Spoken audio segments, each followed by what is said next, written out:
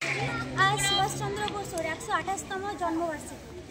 তিনি উড়িষ্যার কটক শহরে 1897 খ্রিস্টাব্দে 23শে জানুয়ারি জন্মগ্রহণ করেছিলেন।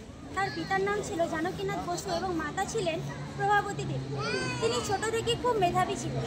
তিনি তার স্কুল শিক্ষা শেষ করে কলকাতার প্রেসিডেন্সিতে ভর্তি হন। এরপর তিনি স্কটিশ চার্চ কলেজে বিএ পাস করেন।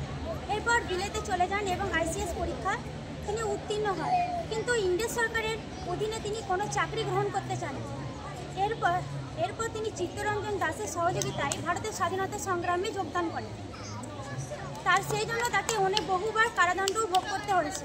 এরপর তিনি গোপনে ছদ্মবেশ ধরে ভারতের বাইরে জার্মানিতে চলে যান এবং জার্মানি থেকে আবার তিনি জাপানে যান।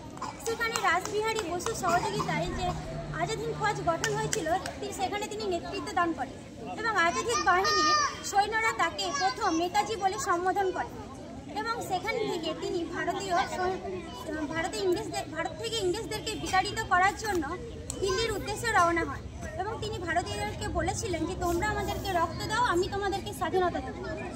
এরপর ভারতের কিন্তু দিল্লিতে রওনা দেওয়া হলেও তিনি ইংরেজ সরকারের বিরুদ্ধে পেরে ওঠেন। এরপর পরবর্তীকালে জানা যায় যে তার মৃত্যু বিমান দুর্ঘটনায় ঘটেছে, কিন্তু তার সত্যতা এখনও প্রমাণিত হয়নি। তিনি আদৌ মারা গিয়েছিলেন কিনা সেসব বিষয়ে এখন কেবলমাত্র অনুমান করা হয়। আর তিনি তার বীরত্ব, তার দেশ স্বাধীনতা এবং পরাক্রমতার জন্য আজ আমরা চিরজীবন ভারতবাসীর মনে তিনি স্মরণীয় হয়ে থাকবেন।